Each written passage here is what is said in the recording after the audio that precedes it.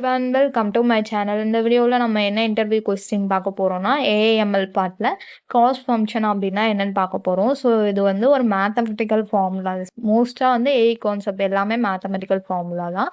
இது வந்து எதுக்காக யூஸ் பண்ணுறாங்க அப்படின்னா மாடல் ப்ரெடிக்ஷனில் அவுட்புட் வரும்ல, அந்த அவுட்புட் வந்து மாடல் வந்து ப்ரெடிக்ட் பண்ண வேல்யூவும் நம்மளோட ஆக்சுவலான ஒரு அவுட்புட் வேல்யூ இருக்கும்.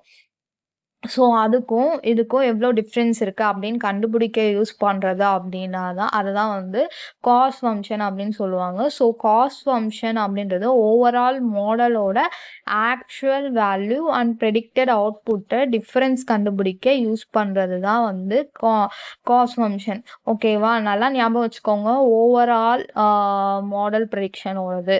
இதே மாதிரி லாஸ்ட் ஃபங்க்ஷன் ஒன்று இருக்குது, அதனால அதை ரெண்டையும் கன்ஃபியூஸ் பண்ணிக்காதீங்க. இதோட டிஃப்ரென்ஸும் நம்ம பார்ப்போம். ஸோ காஸ்ட் ஃபங்க்ஷன் அப்படின்னா என்னென்னா ஆக்சுவல் அண்ட் ப்ரெடிக்டட் அவுட்புட்டோட டிஃப்ரென்ஸை வந்து நம்ம வந்து கண்டுபிடிக்க யூஸ் பண்ணுறது தான் காஸ்ட் ஃபங்க்ஷன். ஓகேவா, அடுத்த வீடியோவில் நம்ம வந்து இதோட டைப்ஸ் வந்து பார்ப்போம். தேங்க்யூ ஃபார் வாட்சிங். பாய்.